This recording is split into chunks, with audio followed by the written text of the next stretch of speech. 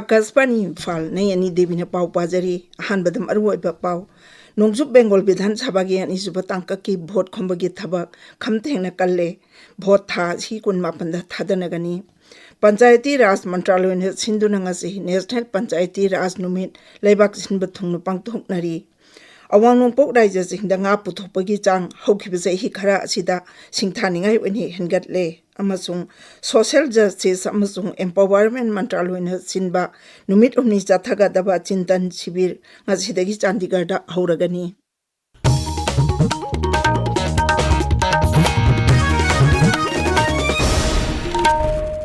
Nongchuk Bengal Bidhan Sabagian Isubatangka ki vote kombagi tabak kamteng na kalle Rajniti dol singi luching ba singna makhoy gi mirep singi damang amjabi thaduna vote kombli vote thaj hi kunma panda thadana gani BJP luching ba masung Pradhan Mantri Narendra Modi nangang Raija adugi Krishna Nagar da pangthokba ani suba tangka ki mikhal gi rally da saruk yaraduna hai Raija adu da Rajniti gi ahungba soidana lagdagani Tinamun Congress na Nongchuk Bengal da ain kaina sangsilakpa mioi singda pukning thogat pagaloina na makoida asaba document sing piduna khunda leitaba yahli aina su Sri Modi na phongdokki Trinamool Congress na sangsata reservation bill gi matangda ayat pan piri aina su Sri Modi na phongdokki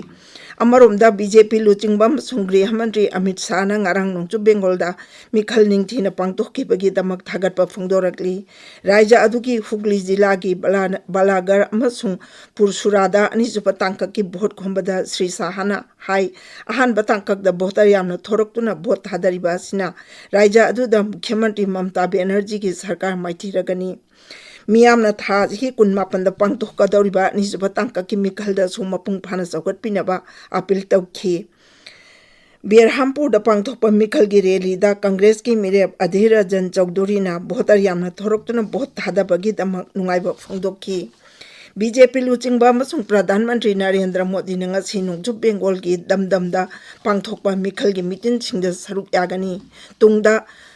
Barulpur da pangthokadaba rally amada su saruk yagani BJP luchingba masung Gray Mantri Amit Shah su Nongchuk Bengal gi tongan mafam singda vote khongani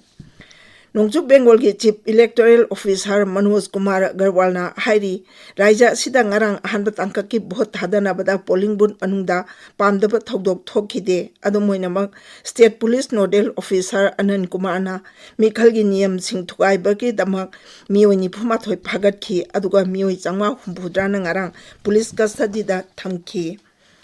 Panchayati Raj Mantralay na sinduna ngasi National Panchayati Raj Numit Laibak Sinba Thungna Pangtoknari mapung oiba thoram New Delhi da pangthokani Mantralay na thokpa cherol amada hai numit asiga mari laina na Pradhan Mantri Narendra Modi na piba warol miyamda pathokani tungda Pradhan Mantri gi aiba warol adu Panchayati Raj gi loisang sing amadi local body singi official singi khutangda yawhangani numit asiga mari laina na Mukhyamantri Yumnam Khemchana miyamda paujel pirakli social media da thagatpa warol amada Mukhyamantri na hai numit asina khungangi chawkhat thorang amadi Panchayati Raj gi loisang sing hena phagat anaba warep lominarasi Hanagi Kendra gi Raja Mantri Dr. Rajkumar Ranjan Singna hai Panchayat Singbu mapangal phagat hanbana lebak asibu mapangal kankat hangani Gram Panchayat Singda Thaupuriba mioi singna khungang sing chawkhat hanaba sung marom dom lepcha bangamnaba honariba adubusu ikai khunaba utli Lawu Singu Mantraloy na sinduna Northern Region Agriculture Conference Khasidagi Lucknow da Lawu Singu Mantri Shivraj Singna Chauhana Hudok Lagani Mantraloy na thokpa cherol amana hai mifam asida Lawu Singu gi lamda anoba technology amasung anoba wakholon sijanaduna Lawu Singu gi pothong sing hengat anaba kanagani Lawu Singu bada matau karamna har sijanagani amadi narol da har yoliba sing thingnabagi matangda su mifam asida khananainagani Tabiriba pawasi Akashvani Imphal dagini Awang Nongpok Raja Singda nga puthokpagi chang hokhiba hi khara sida chingtaningai weni hengatle hokhibali singani tara mari tara manga da nga puthokpagi chang ton lakh mari hena puthoklamba adu singani kulhumdoi kunmari da ton lakh taruk hena puthokpa ngamki adu moina nga ge polam sing mapalam dagi raja sing asida pusallakli National Fishery Development Board ki member amsung Equa X North East Isingani Kuntaruki convener Rajnish Kumar na hai awang nungpok raja singda haujik apunba mi singi chada marfudra hena nga chanari amaromda chahi asigi June 12 amasung 16 da Equa X North East Isingani Kuntaru Assamgi Guwahati da pangthokani Nagaland की BJP महिला मोर्चा नंगारंग दिमापुरदा विरोधी दल सिंगना नुपीदा पीबा reservation की bill संसद पास तौबा ngam यानिंगदा फोंदोक्तुना rally अमा चटख्रे महिला मोर्चा की प्रेसिडेंट ना हाई विरोधी दल सिंगना बिल असि मायुक्ता लेबा असि लाइबक थीबनी मसिना नुपी सिंगदा अहनबा शक्ति पीगदबा अदु मतपनी Social Justice amasung Empowerment Mantraloyna sinba numit humni chathagadaba chintan sibir ngasidagi Chandigarhda hauragani thauram asi Social Justice amasung Empowerment Mantri Dr. Birendra Kumar Rajya Mantri B.L. Barma amasung Ramdas Athawalena haudokani thauram asigi manung channa Rajya amasung Union Territory singi Mantri amadi officials singsu saruk yagani Chintan Sibir Thauramgi Manung Chana, Raja Madi Union Territory Singdagi Pukhalakba, Tongan Bo Wafam Sing Kananay Nagani. Mantraloyna Thokpa Cherol Amana, High English Singani Niputareta, Marom Dom Lepsa Bangamba, Bharat Oyanabi Pandamda, Mipam Asi, Pangthokpani.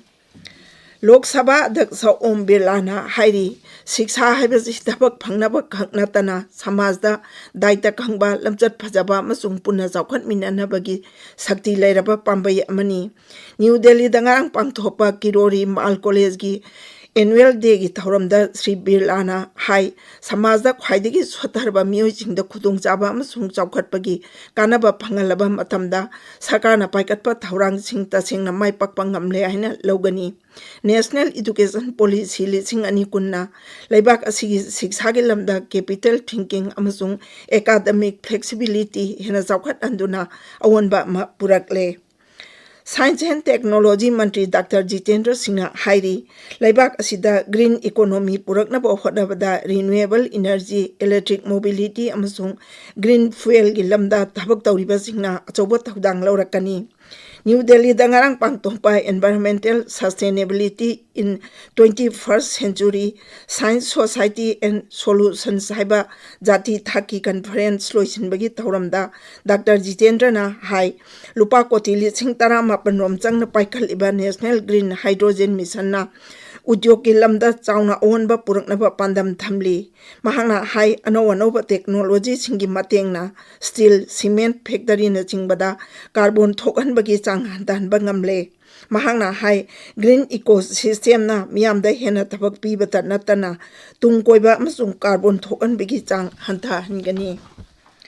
Kendra ki chemical amasung fertilizer mantri JP Nadana Sabapati oijana New Delhi dangarang udyog luchingba singa chemical amasung petrochemicals kilamda strategic roadmap amas hembagi matangda khanakre mifamdu dai English ngani ni phutaret phawbada big sit Bharat oyana bigi thaurang hena khumang chawsinaba short term amasung long term bigi thaurang kaya khanakhi tungda chemical amasung fertilizer mantraloyna thopa cherol amagi matung inna mifam aduda nongchup Asia da thokliba charang na bai phibam asigi yenglaga alternative supply chain amase hemgan abhawa fam sukhanakhi Srinadana sector asi hena chakhat hanaba udyogi stakeholders singda makoi gi wakhalon phongdoknaba khanganki mifam aduda chemical amasung petrochemicals bibaki senior official sing CEO kun mangarom amasung tongan balam singi udyogi luchingba sing saruk yakhi aroibeda marueba pau Nongchup Bengal Bidhan Sabagi Aniswa Tangka ki vote kombagi thabak khamthengna kalle vote tha chi kun mapanda thadanagani Panchayati Raj Mantraloyna sinduna ngasi National Panchayati Raj Numit lebak sinba thungna pangthoknari Awang nongpok raja singda nga puthokpagi chang hogiba sei hikara asida singthaningai wene hengatle amasung social justice amasung empowerment mantraloyna sinba numit umni chathagadaba Chintan Sibir Ngasidagi Chandigarhda hauragani Paulo Jare